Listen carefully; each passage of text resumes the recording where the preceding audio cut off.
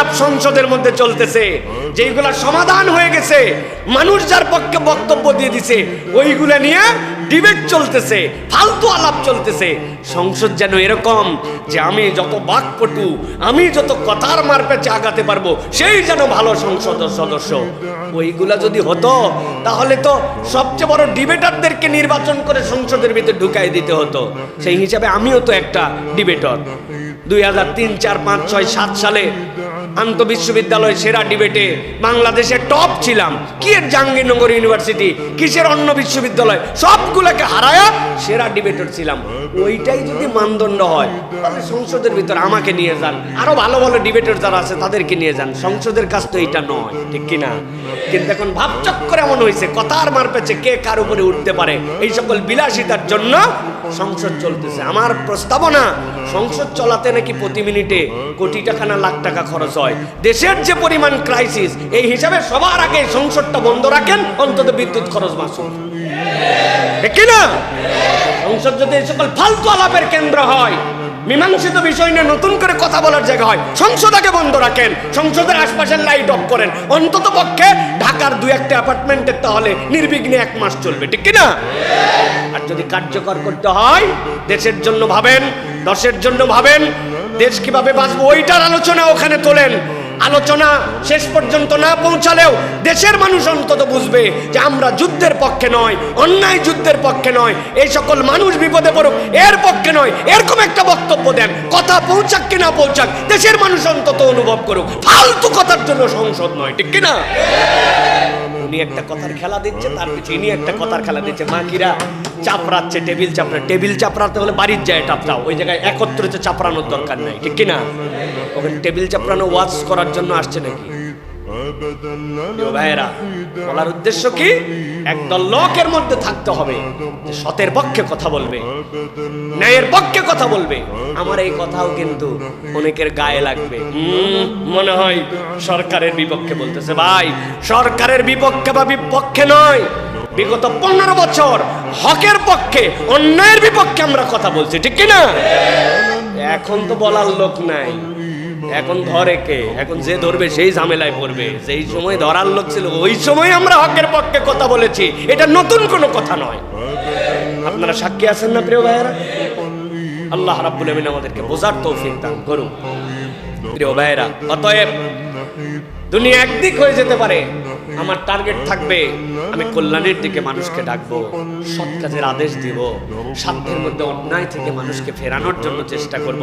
অন্যায় দেখলাম, চিন্তা করলাম আমার সাথে তো হচ্ছে না, আমার এলাকার সাথে তো হচ্ছে না, আমার পরিবারের সাথে তো হচ্ছে না, আমি তো সরাসরি আর ভিকটিম নই, হলেই কেন না হলেই কি। এটা যদি আমার মন মানসিকতা হয়, আপনি বিভিন্ন দলে নিজেকে যুক্ত করে নিতে পারবেন। কিন্তু আল্লাহর দেওয়া উলাইকা হুমুল মুফলিহুন, সফল কামদের তালিকার মধ্যে নিজের নাম দেখা যাবে না। অতএব সফল কামের তালিকার মধ্যে দেখতে হলে নিজের খায় বনের মোষ মাঝে মাঝে তাড়ানো লাগবে, ঠিক কিনা? আল্লাহ রাব্বুল আমিন বলছেন, একদল লোক আল্লাহর কাছে সফল কাম হিসাবে নাম লেখায় ফেলবে। সূরা রুমের মধ্যে আল্লাহ রাব্বুল আমিন তার বর্ণনা দিয়েছেন। 38 নম্বর আয়াত থেকে আল্লাহ তার বর্ণনা শুরু করেছেন। আল্লাহ বলছেন, কারা তারা জানো নাকি? যেই মানুষগুলো আল্লাহ রাব্বুল আমিনের কাছে সফল কামের তালিকায় উঠে যাবে।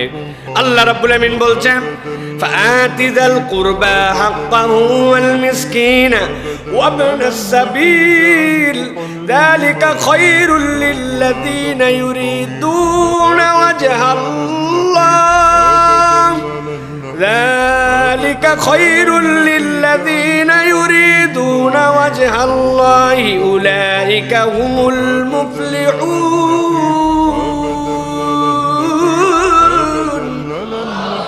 আল্লাহ বলছেন, আমার হাবিব আপনি জানাই দিয়ে রাখেন, আপনার উম্মতের ভিতরে একদল লোকের তবিয়ত একটু ভিন্ন রকম হবে।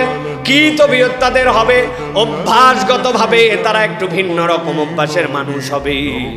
আল্লাহ বলছেন আতিদাল কুরবা হাক্কাহু ওয়াল মিসকিন, তার যখন টাকা পয়সা থাকবে, রব্বুল আমিন তাকে যখন একটু সম্পদ দিয়ে দিবেন, আল্লাহ বলছেন সম্পদ পাওয়া মাত্র সে তার নিকটাত্মীয়র হকগুলা বুঝাইয়া দেয়, নিকটাত্মীয়র জন্য খরচ করতে শুরু করে। ওয়াল মিসকিন, অভাবগ্রস্ত মিসকিন দেখে সে ফেরত দেয় না। ওয়াবনাস সাবিল, আর যদি কোনো মুসাফির ব্যক্তি যদি বিপদে পড়ে যায় তাকে ফেরত দেয় না। আল্লাহ বলছেন এই যে খরচ করলো, এই খরচ করতে সে বাধ্য নয়, এই খরচ করা তার জন্য ফরজ নয়, এইটা না করলে আল্লাহ তাকে পানিশমেন্ট দিয়ে জাহান্নামে ঢুকাবেন এরকমও নয়। কিন্তু তার দিলটা প্রস্তুত হয়ে গেছে, কোথাও একটু দেওয়ার জন্য আহ্বান আসছে, তার সামর্থ্যের মধ্যে আছে, কম সামর্থ্যে থাকলে কমের মধ্যে থেকেই দেয়, বেশি সামর্থ্যে থাকলে কঞ্জুসামি করে না। আল্লাহ বলছেন প্রথম যে দেয় আতিদাল কুরবা হাক্কাহু, তার নিকটাত্মীয়র হক যেইগুলা আছে সেইগুলা পূরণ করে দেয়। মানুষ জানে এই ব্যক্তির কাছে গেলে, এই ব্যক্তির কাছে চাইলে এই ব্যক্তি কখনো বিমুখ করে দেয় না, মানুষের কাছে তার এই পরিচয়টা হয়ে গেছে। ওয়াল মিসকিন ওয়া ইবনাস সাবিল যালিকা খায়রুল লিল্লাযিনা ইউরিদুনা ওয়াজহাল্লাহ। আল্লাহ বলছেন এটা কেবলমাত্র একমাত্র ওই উদ্দেশ্যের জন্য যেন আমার আল্লাহ খুশি হয়ে যান, আল্লাহর সন্তুষ্টির জন্য, লোক দেখানোর জন্য নয়। সমাজে তার দানবীর পরিচয় হয়ে যাবে, আমার একটা টাকা পয়সা হয়েছে, না দিলে মানুষে কি বলবে, কোনরকম সুনাম সুখ্যাতি কামানোর জন্য নয়। আল্লাহ বলছেন ইউরিদুনা ওয়াজহাল্লাহ, কেবলমাত্র আল্লাহর দিকে তাকাইছে, আমার আল্লাহ যেন আমার প্রতি একটু রাজি খুশি হয়ে যায়। আল্লাহ বলছেন আল্লাহর রাজি খুশির জন্য ক্ষুদ্র থেকে ক্ষুদ্র দানও যদি করে থাকে, আল্লাহ বলছেন নবী জানাই দেন উলাইকা হুমুল মুফলিহুন, আল্লাহ সফল কামদের তালিকায় ওই ব্যক্তির নামটাও উঠাইয়া নিবে। সুবহানাল্লাহি বিহামদি। অতএব প্রিয় ভাইরা, সুযোগ থাকলে দান করার মেন্টালিটি, খরচ করা, নিকটজন নিকট আত্মীয়, আমি একটা পর্যায়ে চলে আসছি কিন্তু আমার আত্মীয় স্বজন তাদের খবর আমি আর রাখি না, আমার গ্রামের সাথে আমার কোনো কানেক্টিভিটি নাই। আমি এখন শহরে হয়ে গেছে, জিজ্ঞাসা করে ঈদ করতে কি গ্রামে যান, কার কাছে যাব ভাই, আর ভাল লাগে না, পরিবেশ নাই, এই জন্য। অথচ উনি নিজে একটু পরিবেশ বানিয়ে নিতে পারতেন। গ্রামে গেলে দুটা মানুষ হলেও তার দ্বারা বেনিফিটেড হতো, উপকার হতো। কেবল নিজের চিন্তা করে না, নানার দেশের সাথে, দাদার দেশের সাথে, নিজের অরিজিনের সাথে তার একটা সম্পর্ক আছে। এই সম্পর্কটা কি জন্য?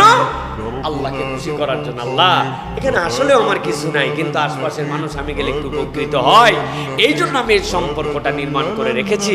এটা যদি তার মেন্টালিটি হয়, আল্লাহ বলছেন দুনিয়ায় তার হয়তো অত সুনাম সুখ্যাতি হবে না, কিন্তু জেনে রাখো আল্লাহর খুশির জন্য যদি দান খয়রাত করে, আল্লাহ তার নামটা সফল কামদের তালিকায় তুলে দিবেন। সুবহানাল্লাহ।